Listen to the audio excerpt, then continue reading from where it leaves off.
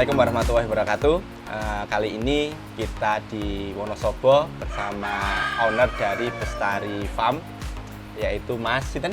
Adin, Mas. Mas Adin, Yeah. Dokter Hewan Adin. Yeah. Dokter Hewan Adin. Jadi secara teori atau secara keilmuan beliau adalah dokter hewan.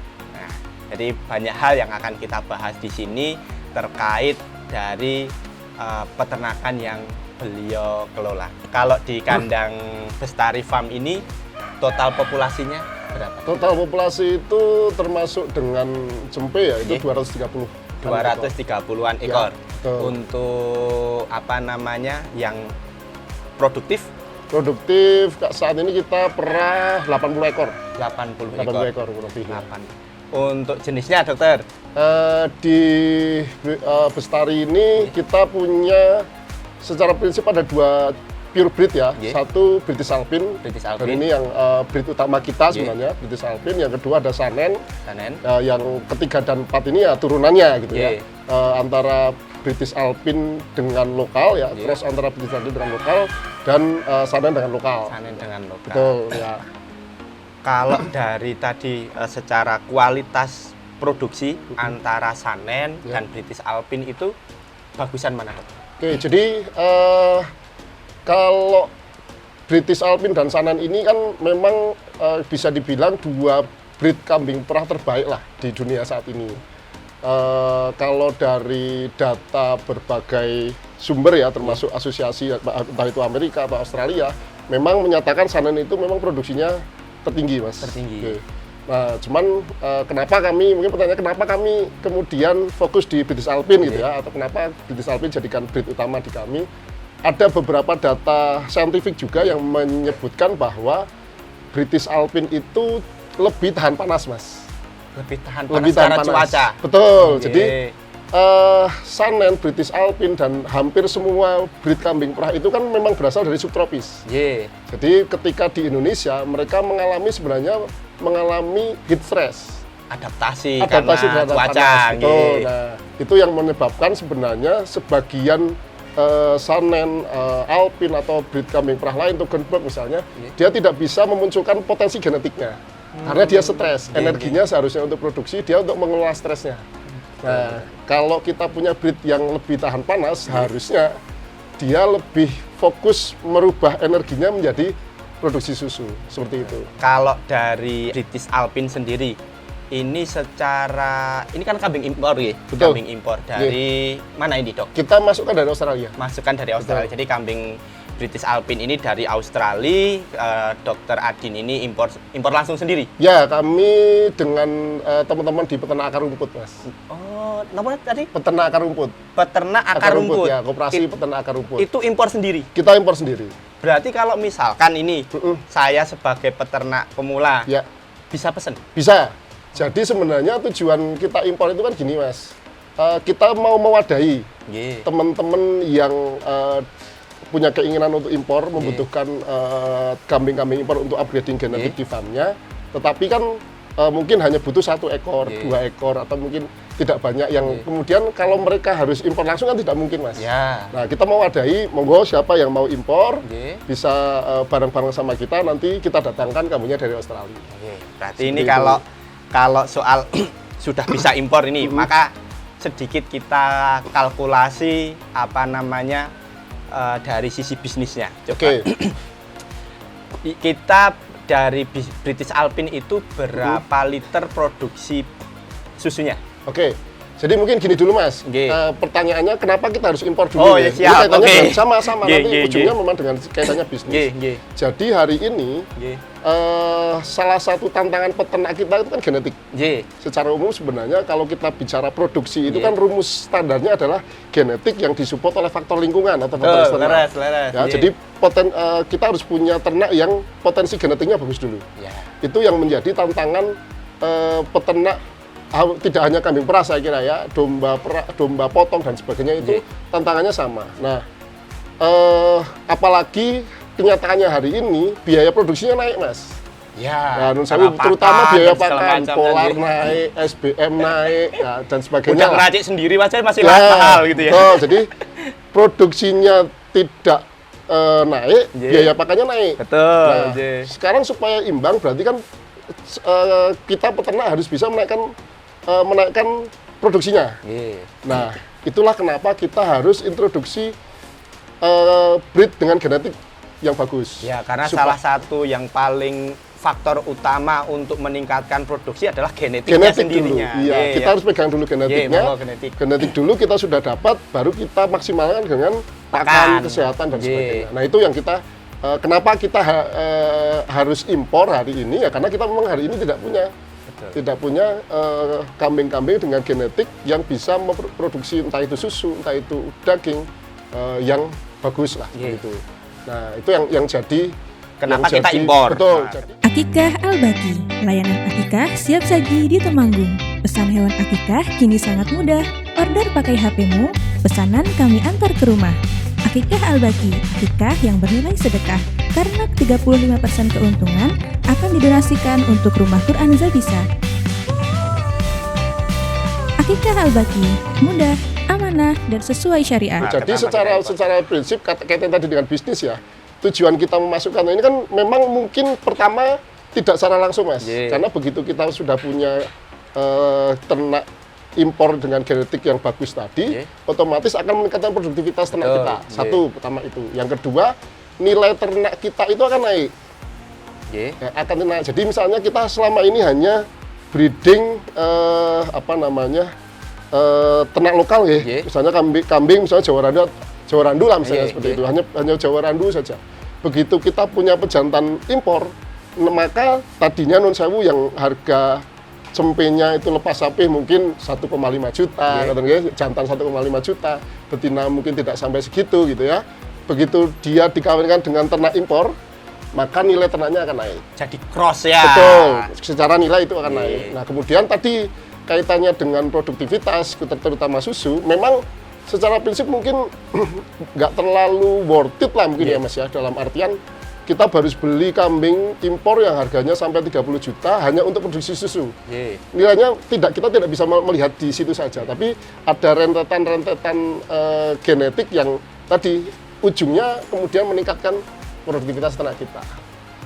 Gitu, sekarang dari gen dulu tadi alasan kenapa peternak itu membutuhkan kambing impor adalah karena faktor genetik. Yang pertama itu. Yang kedua, ketika itu kambingnya disilangkan, dicrosskan, maka otomatis cempenya ini cempe peranakan impor. Maka harganya pun akan naik dari cempenya. Nanti dari produksi susunya juga otomatis juga akan naik daripada induknya. Produktivitas susunya akan meningkat. Gitu. Itu alasannya dari sisi bisnisnya. Yang kedua, sebenarnya tadi sempat dibicarakan harganya. Nah, harganya itu untuk kambing impor dari British Alpine atau mungkin Sanen. British Alpine dulu. British Alpine berapa? British Alpine dan Sanen itu ringnya sebenarnya hampir sama lah, sekitar 30 jutaan. Sekitar 30 juta rupiah itu sudah sampai Indonesia. Sudah sampai Indonesia. Misalkan ini di Wonosobo, terus kami peternak dari luar Wonosobo itu sudah termasuk harga itu, include harga itu? Harga itu nanti di karantina Mas. Harga keluar karantina. Jadi prosesnya ketika ternak itu sampai di Indonesia, dia harus karantina dulu. Ya, menjalani masa karantina 14 hari. Nah, kalau kami biasanya melakukannya di Cilacap. Di Cilacap, betul. Nah, nanti harga 30 juta itu harga kambing itu keluar karantina. Berarti posisi di Cilacap. Betul. Kalau nanti kita transport dan sebagainya itu sudah di luar. Harga tadi. Jadi teman-teman semuanya nanti kalau membutuhkan domba Sanen atau domba British Alpine atau ada lagi dokter? Kita sebenarnya masukkan beberapa breed ya. Yang pernah kita masukkan itu ada Sanen, British Alpine, kambing ya. Sanen, British Alpine, Toggenburg. Kemudian kalau kambing potong itu ada Boer. Kemudian domba itu kita pernah masukkan Awasi dan Dorper. Yang paling banyak dokter? Dorper, domba Dorper itu banyak. Domba Dorper, kemudian Sanen itu paling banyak peminatnya. Kalau British Alpine belum? British Alpine itu tidak terlalu banyak dan memang secara prinsip berbeda ya Mas terkait dengan izin impornya karena British Alpine itu kambing yang belum lepas rumpun ya. Jadi untuk kita bisa impor British Alpine itu memang kita harus menjalani atau mempresentasikan dulu ke Komisi Bibit di Kementan. Enggak serta-merta karena kalau udah lepas rumpun itu udah bebas semua importer udah bisa ambil, sedangkan berarti ini privilege-nya lebih tinggi dong British Alpine. Ya, kalau punya British Alpine ini wah, aku punya British Alpine ini bisa bilang gitu ya. Dan itu memang secara bisnis saya masih kaitannya dengan tadi kalau secara bisnis kan saya sampaikan alasannya tadi ya. Dan secara bisnis kenapa kami juga mengambil British Alpine ya terus terang karena itu juga. Karena apapun itu setiap farm itu menurut kami harus ada pembeda. Pembeda kami ya kami memang spesialis British Alpine. Jadi teman-teman semua kalau membutuhkan British Alpine, maka teman-teman udah langsung bisa menghubungi dari Bestari Farm sama ownernya langsung, Dr. Adin ini sudah kafaah kalau bahasanya ya. Sudah tidak salah teman-teman untuk menghubungi beliau dan harganya pun cukup worth it. Di kisaran harga 30-an juta. Nanti mungkin sedikit perbedaan itu dari kualitasnya, dokter, atau pukul rata 30 juta? 30 juta ya. Pukul rata? Pukul rata, jadi kita paling ada spek ya mas. Bobot minimal 30 kilo, usia minimal 10 bulan. Oh, hanya sebatas itu, jadi ketika udah datang di Cilacap, karantina, dapat ini, pokoknya semuanya sama, 30-an juta itu ya. Nah, jadi teman-teman bisa memperoleh dengan harga segitu, nanti kita akan cantumkan nomor dari dokter Adin, teman-teman bisa langsung menghubungi beliau. Tadi kita sudah ngomong genetik, kita ngomong harga, maka selanjutnya adalah ngomong produktivitas dari susunya. Baik itu nanti yang impor langsung itu tadi yang full blood sama yang mungkin sudah dokter bilang cross-nya. Nah, monggo dokter. Jadi kalau kambing yang pure breed-nya memang ada ringnya tetap masih di angka kalau produksi ya mas, puncak produksi ya sekitar 3 ada beberapa itu sampai 5 liter. 3 sampai 5 liter. Nah, cross breedingnya itu memang kita belum punya banyak ya, karena memang impor British Alpine itu belum banyak, tapi ringnya di angka puncak produksinya ya di 2,5 sampai 3 literan. 2,5 sampai 3 liter di puncaknya ya. Betul. Itu berarti kalau misalkan kambing impor sama kambing lokal atau kambing cross itu masa perahnya sama atau enggak dokter? Sama. Kalau terkait masa perah itu sebenarnya tergantung kita bagaimana menentukan, kalau kita ada istilahnya gidding interval ya mas, jarak beranak, nah itu kita bisa mengaturnya dari situ. Tapi memang kalau kaitannya dengan produksi susu, kambing-kambing pure breed atau kambing-kambing cross breeding dengan Saanen atau British Alpine tadi memang masa laktasinya lebih panjang dibanding dengan misalnya PE Jawa Randu yang relatif pendek mas. Biasanya kalau PE Jawa Randu itu setelah 3-4 bulan dia akan drop jauh dari peak season-nya itu. Ya, betul. Kalau di kambing yang pure breed-nya atau kambing cross breed-nya biasanya dia lebih jauh lebih mas? Stabil sampai di akhir masa laktasinya. Gitu.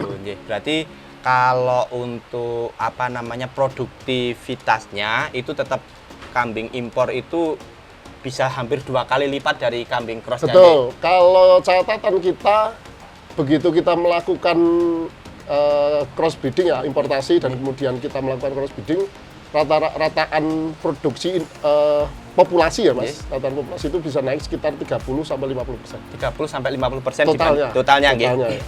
Dokter, dengan kapasitas tadi 80 indukan, sehari bisa menghasilkan susu berapa dok?